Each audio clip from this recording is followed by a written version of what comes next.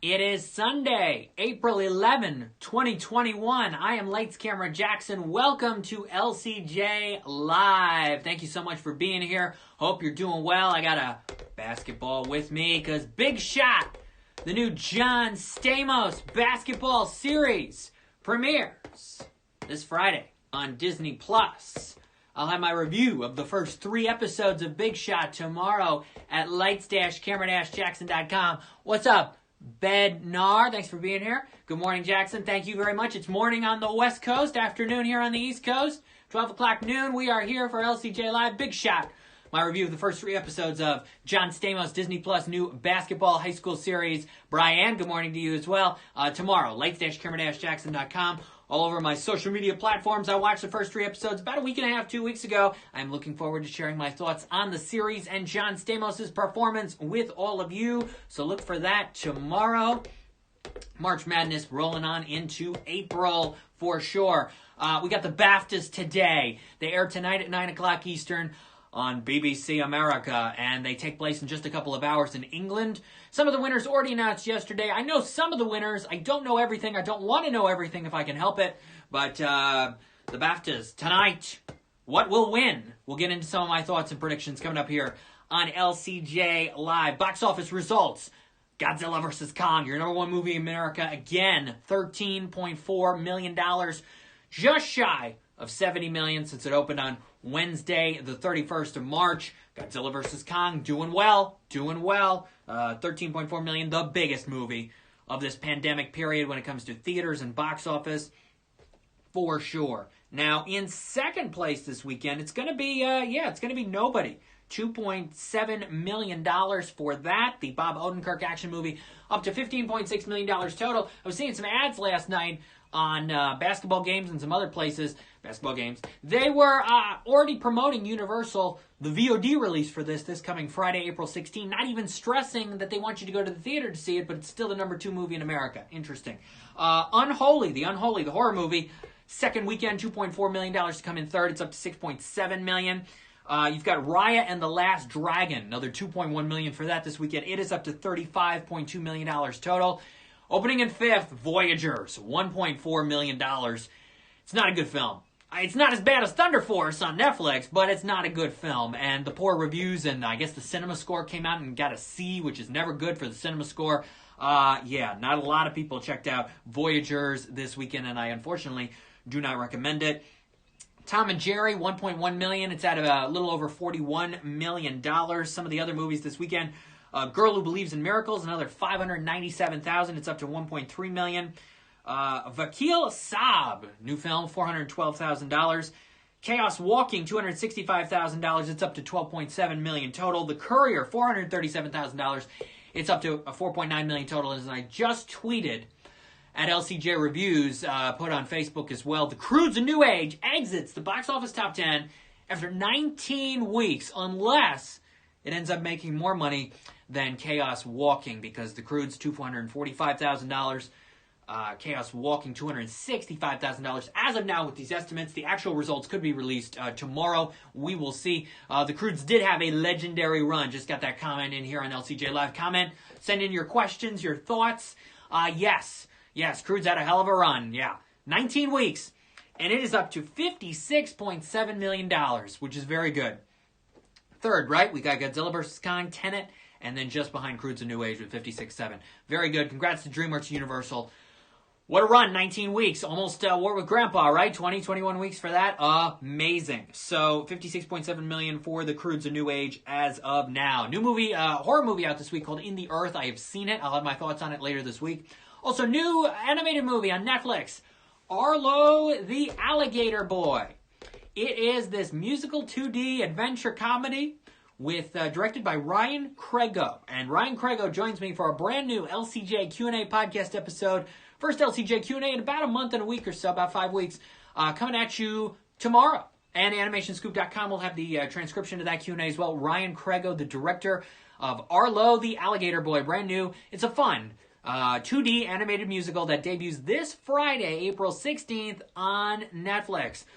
I am still sworn to secrecy about another upcoming animated movie I have seen, but hopefully I will be able to reveal that to you very, very soon. But Arlie the Alligator Boy, nice, fun movie that will also transition into an upcoming television series called I Heart Arlo, which will be coming soon. 20 episodes of that Ryan Craigo is also working on. Is it Mitchell's versus the Machines, Brian wants to know? We'll have to see.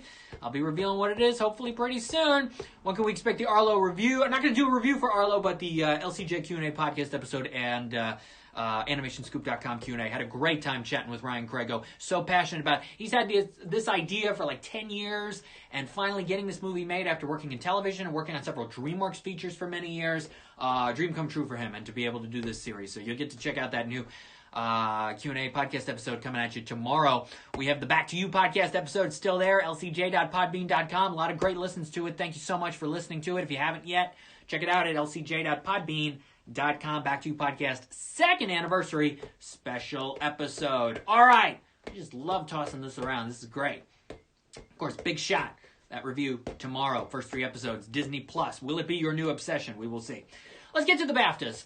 It's tonight. It's today over in England across the pond.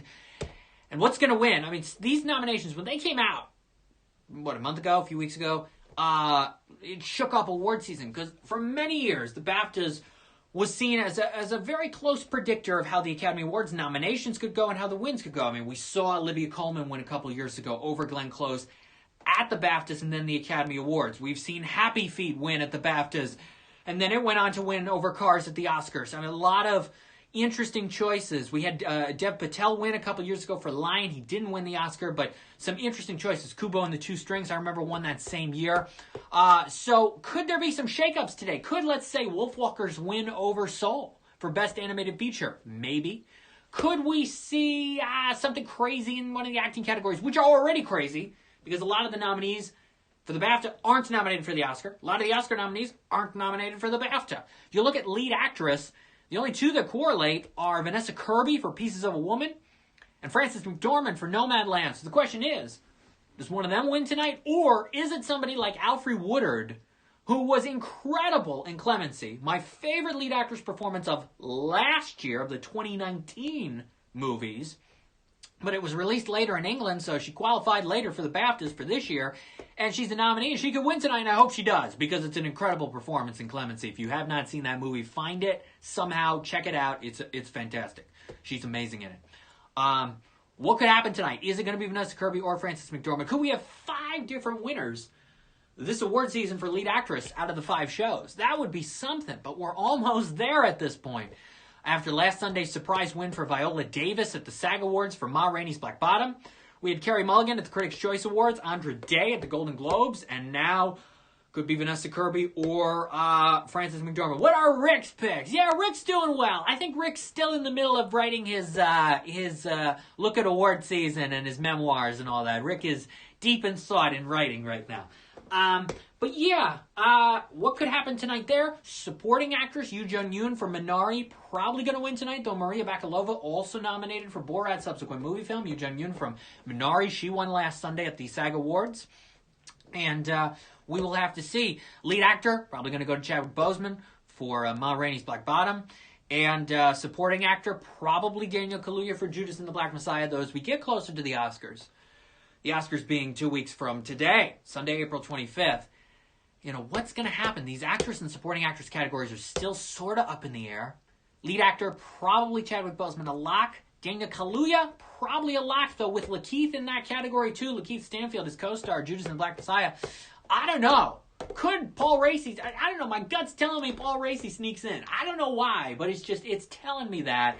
Will I be doing an Oscars live stream? Somebody wants to know. Well, I will be doing an LCJ Live that day at noon Eastern. We'll do Oscar predictions then, and I'll have some hints of that next Sunday as well here on LCJ Live.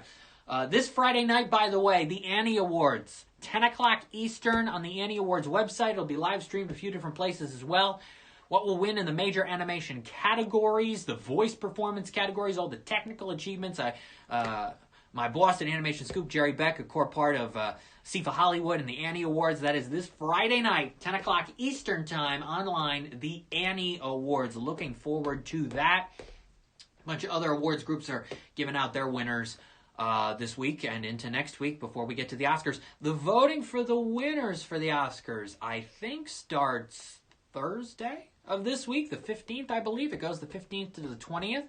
So we're right there. Could the BAFTAs change any of the momentum? We'll have to see. Bednar thinks Madeline Sharafian wants to win. She wants Madeline Sharafian to win. She is the director of Burrow, and I had the chance to speak with her a few months ago. This hand-drawn Pixar short that is terrific, very sweet, and nominated for Best Animated Short Film. She could win. If Anything Happens, I Love You could also win Best Animated Short Film at the Academy Awards, and that is a tough move. That's a tough short film. It is about parents mourning the death of their daughter who was killed in a school shooting. It's on Netflix. It is worth watching because it's very effective. It's very strong and powerful.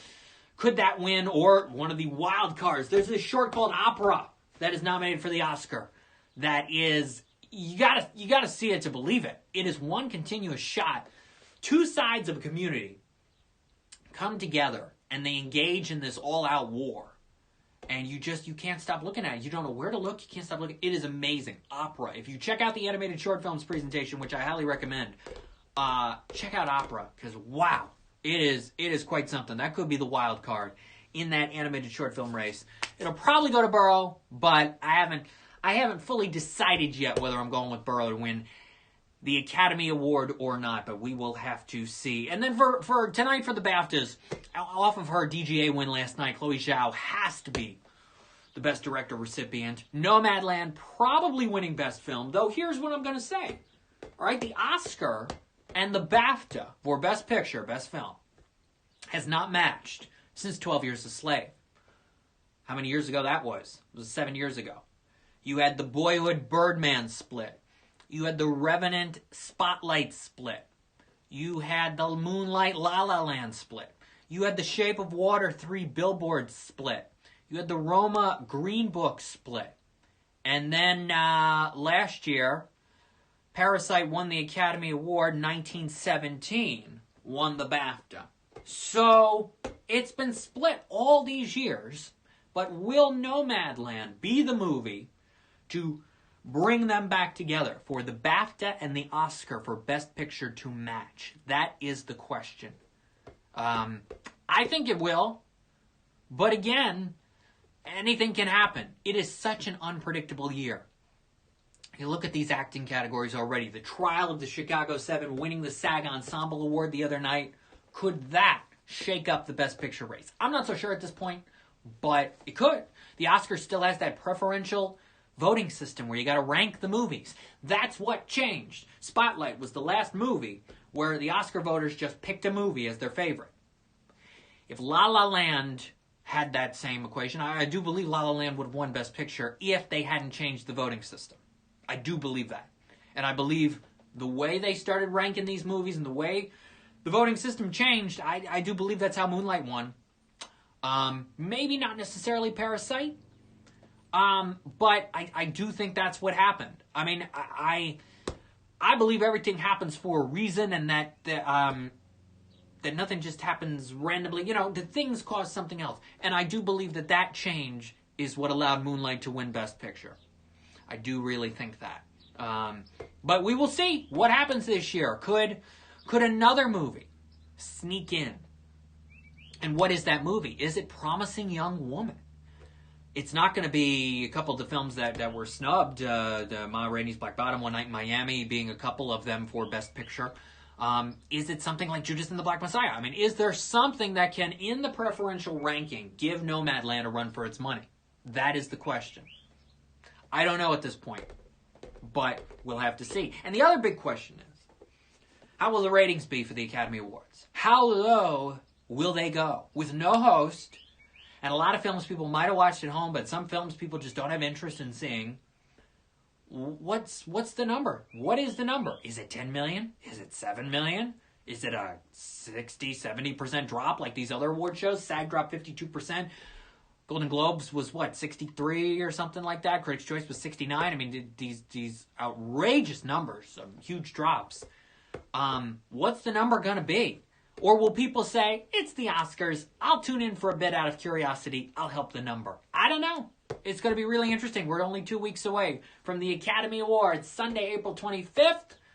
And, of course, I'll have my predictions that day here on LCJ Live at noon Eastern and leading up to it across my social media platforms and on the website. Lights-camera-jackson.com. That's where you'll find the Big Shot review tomorrow. First 3 episodes of the new John Stamos basketball series on Disney Plus coming at you Friday.